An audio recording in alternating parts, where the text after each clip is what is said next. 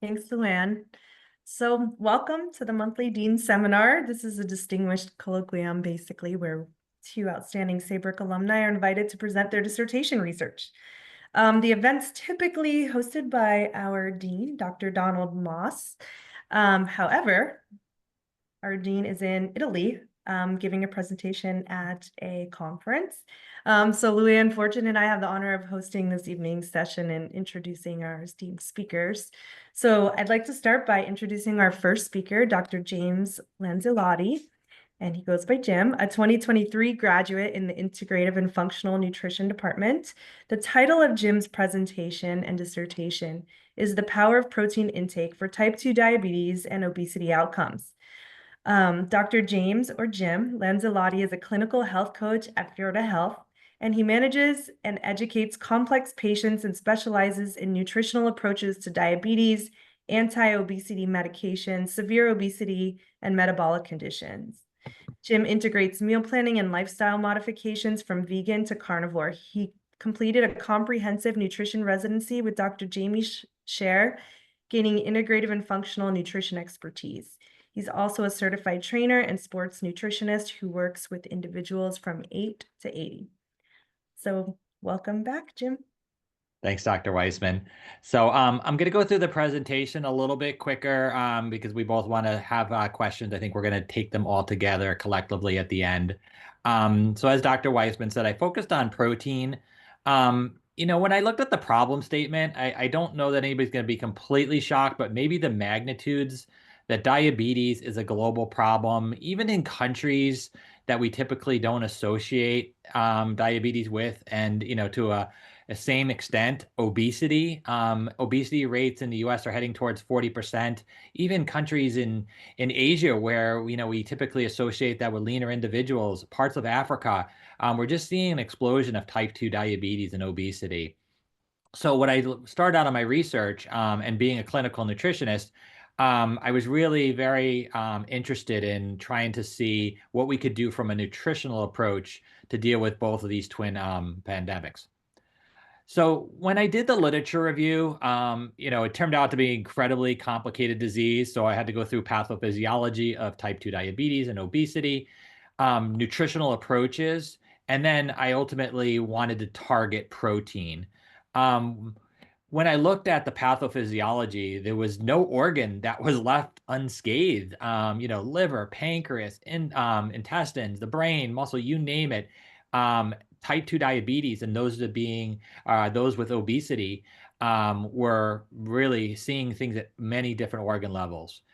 The good news was that when we saw weight loss, we saw improvements in all of these biomarkers. We were seeing dramatic changes, but the problem is, as I think most of us know, losing weight is hard. Keeping weight off is near impossible, with some success rates as low as single digits. So, being part of the Saybrook nutrition program, I was very focused on, how we could try to, use nutrition as medicine. Why protein? When I look at protein, I kind of call it that important moment. Protein has the greatest satiety. Satiety is just that lack of hunger. When we eat protein, we feel fuller. We feel content longer than we do with a carbohydrate or a fat. Also, protein supports lean muscle mass. So if we look at any longevity study, any lifespan study, we always see muscle as being a predominant factor for longevity and health span, and also strength. Also, when we eat protein with a carbohydrate, now carbohydrates are associated with more blood sugar responses in type 2 diabetes.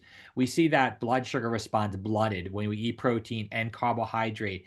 Every food that has a glycemic index, which is pretty much a blood sugar response to a food, we see those numbers lower when protein's paired with carbohydrates.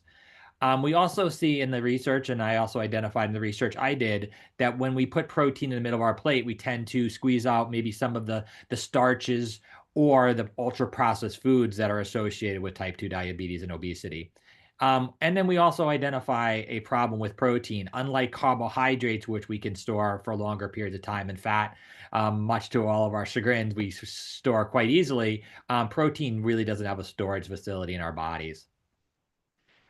Often when I talk about protein, everybody thinks muscle, muscle, muscle, but I think we often forget that protein is involved in every function, whether it's a transportation of hemoglobin, central nervous system, wound healing, you name it, hormones, enzymes, immunity, the structure of our bodies is really a function of protein. So when we think protein, don't want to just think how much protein do I need to maximize my muscle, but all of these other functions. And I think this is important as we get into the reason why I picked and went down some of the rabbit holes that I did.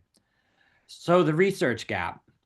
When I identified the gap, and I started looking at type 2 diabetes and obesity, we have this never ending battle, low carb, low fat. This battle goes on. And I found just countless research arguing for low carb, high fat, low fat, and back and forth. Then when I started looking at protein, I saw a lot of protein research for sports performance, muscle, even some longevity studies, but not a lot on protein's role and how it could be beneficial for those facing type 2 diabetes and obesity. And also, I found that there was a lack of a specific focus on how to recommend or focus on a protein target for larger individuals.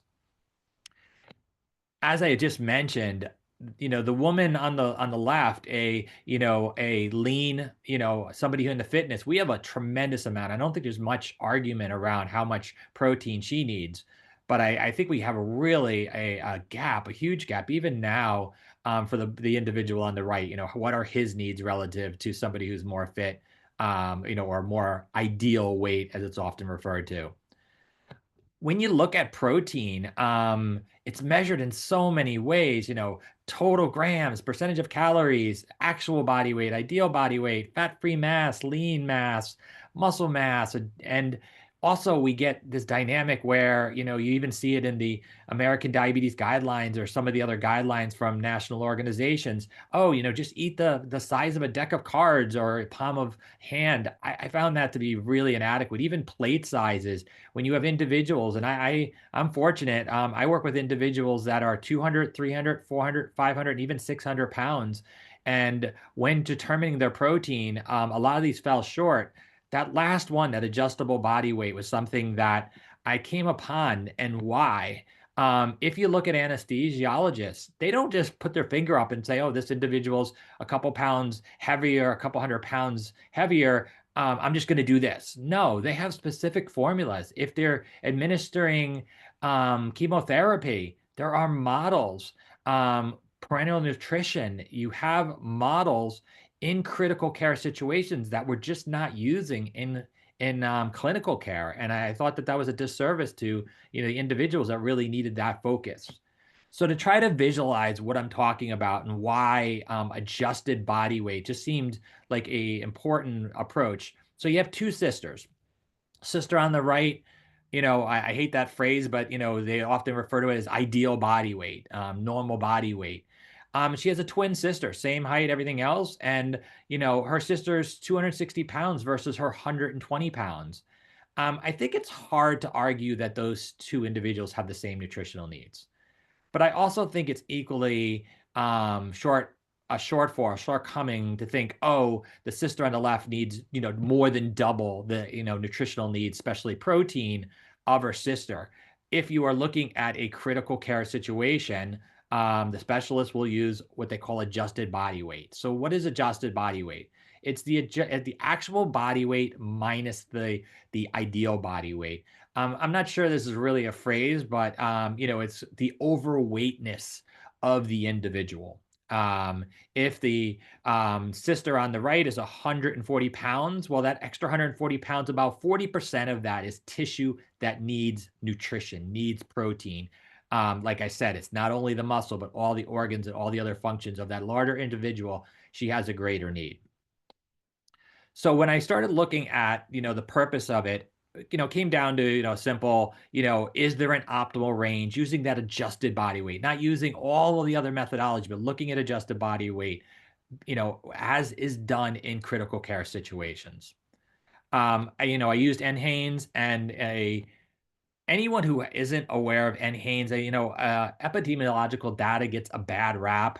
And I think there's some merit to some of those arguments. But if you want an unbelievable job in government, and I'm not going to pick on, and get political, but if you want to look at a government do an amazing job. NHANES is just phenomenal. They know how to ask the questions to get answers.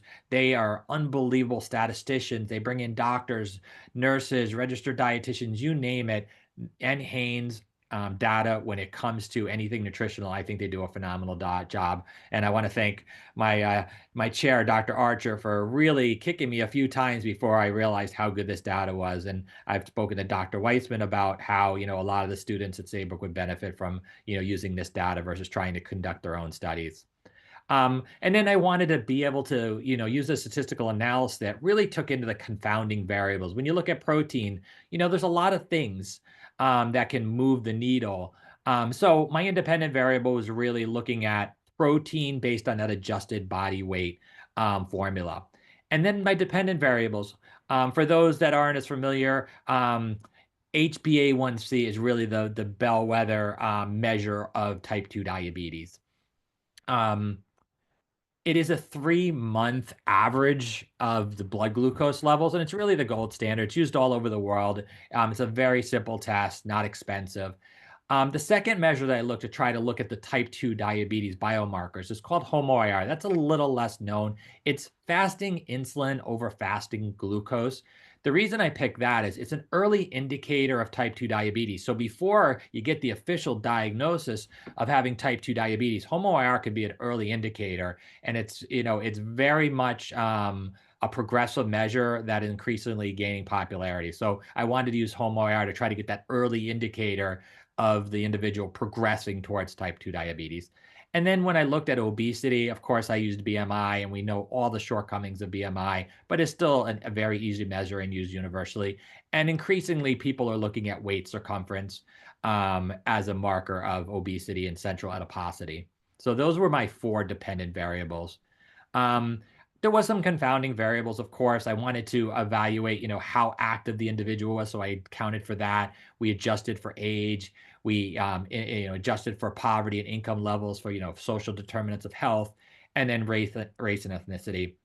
I excluded those under 30, just because type 2 diabetes is typically a progressive disease. We see it later in life, even though, believe it or not, we're seeing even 6 and 8-year-olds now being diagnosed with type 2 diabetes. But there wasn't a big sample size for below 30, so we kind of started looking at the age bracket above 30. Of course, if this individual was pregnant, we excluded them.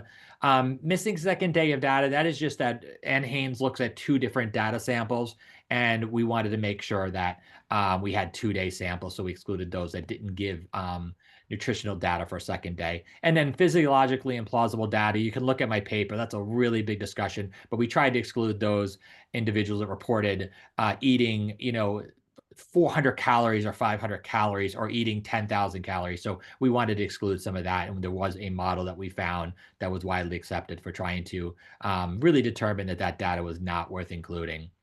So demographics and results.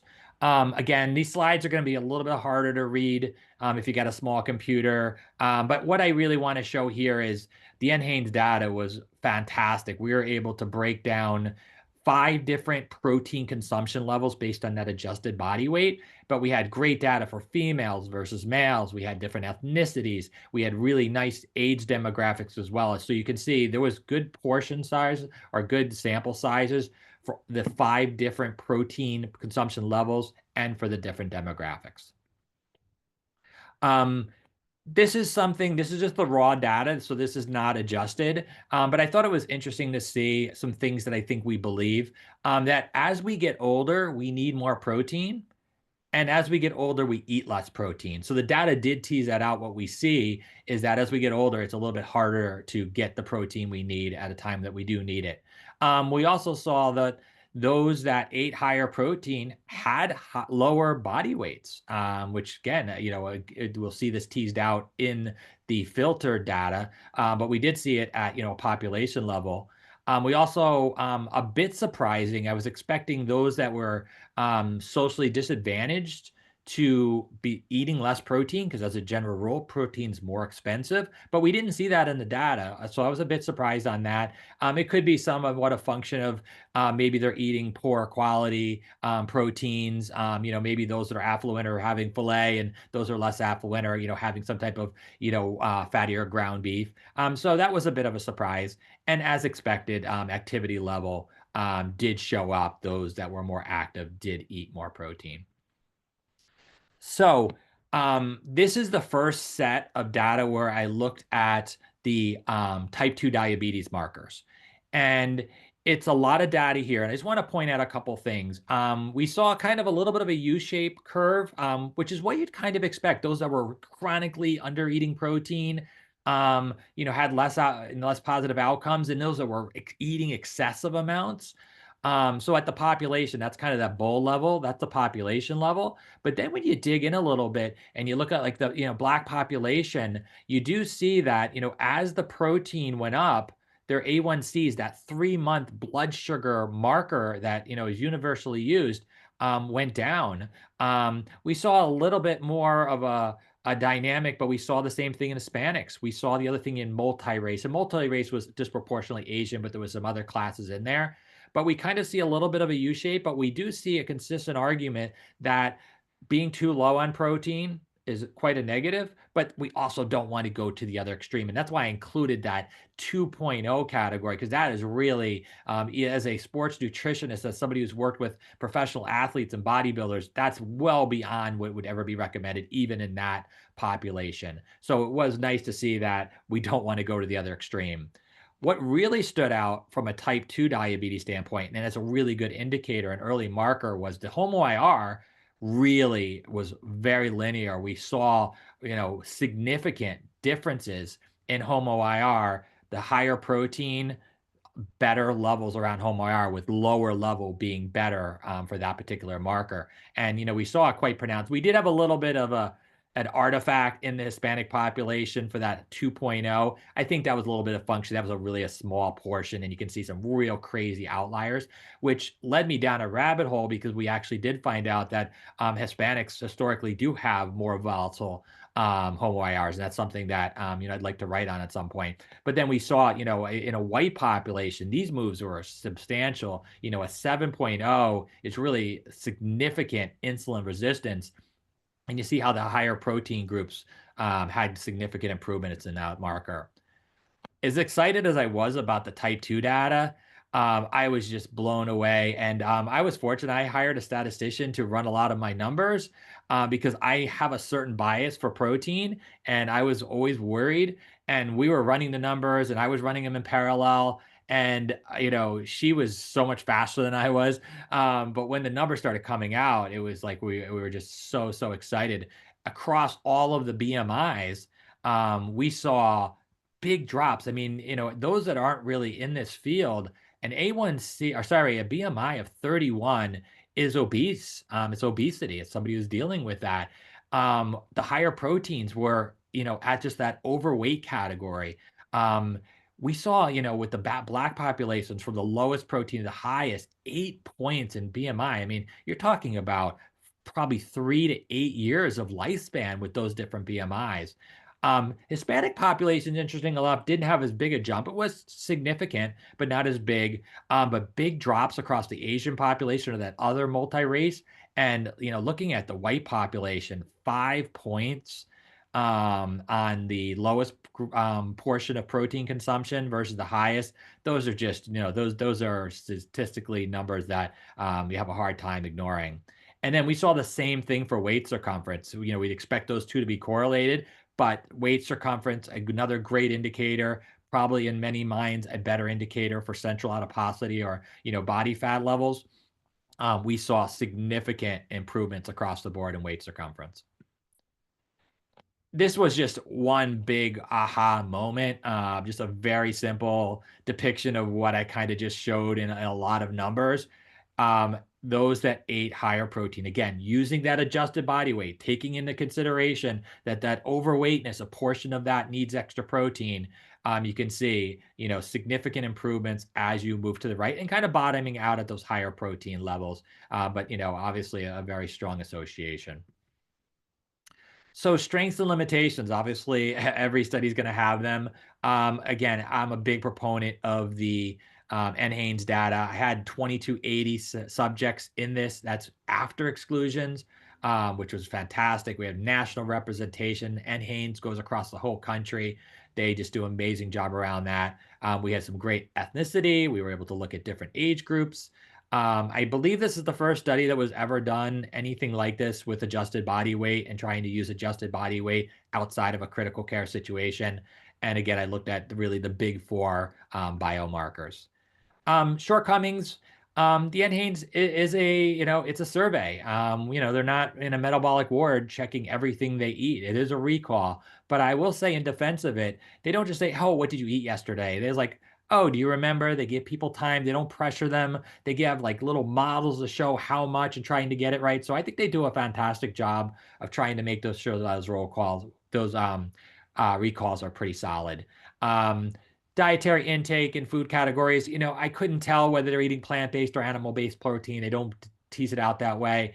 My soapbox on that, when I started my research, I was of the mind, maybe not strongly convicted, that animal-based protein was superior to plant-based protein. I will tell you that's just not the case. I think if you eat an primarily plant-based protein diet, you probably should eat a little bit more protein than if you ate an animal-based. But I think at the end of the day, animal-based, plant-based, they're both fantastic for you. And I always joke with people, I say I'm half carnivore and half vegan. Nursing home data was missing. I wish we had that. I try to do a lot with that population, but unfortunately, they're not able to go into nursing homes, and there's no prison population included in NHANES. Cross-sectional survey. Again, we're not tracking the same individuals. You're looking at different individuals every 2-year period that the NHANES is conducted. And some of the hypothesis testing, some of the assumptions were not met. So the significance, there's no question that there's an association between type 2 diabetes and weight loss. Not only does one lead to the other, but they really work hand in hand. For those they're dealing with obesity, we just can't put our finger up and say, oh, I think they need this or that. We should give the thoughtfulness. Again, I have individuals I'm working with that are 600 pounds. Without some type of model, I don't care how good or how experienced you are, you just can't guess on their protein. It's just too important. Protein is an indispensable macronutrient. And if they're going to be thoughtful enough around anesthesia and chemotherapy, and when we put a feeding tube into somebody, we should be that thoughtful around how we deal with a clinical situation. Protein based on adjusted body weight. I think that the data was compelling. It was compelling enough for my clinic. We actually use this in some shape or form for 70,000 people. We have 70,000 active patients in our clinic, and we use adjusted body weight. We don't use it for normal weight individuals. We're not even using it as much for class 1 obesity. But when you get into class 2, class 3 obesity, when you kind of get those 150, 100, 200 and sometimes more overweight individuals, the model has become indispensable. Next steps, we're never going to be done on this. I think at the end of the day, we're looking at, something in the neighborhood of 40% of the US population currently obese. We're looking at projections for 2030 for half the population. We currently have about 75% of the population overweight or obese, and that is going to lead to increasing rates of type 2 diabetes. So those are my references. My obviously my dissertation is in the Saybrook library, and I just want to thank my committee. I have to tell you, best of times, worst of times going through a dissertation, but I couldn't have imagined having better people to push me. And every time I thought it was good enough, they convinced me it wasn't, and it would never be the product that it was, and helped so many people in a clinical setting if they hadn't pushed me the way they did. So I want to thank all of them, Dr. Archer, Dr. Gillespie, and Dr. Molinari. And Dr. Weissman was always there, listening every chance she had. Even though she wasn't part of the committee, she was a vital part of it as well.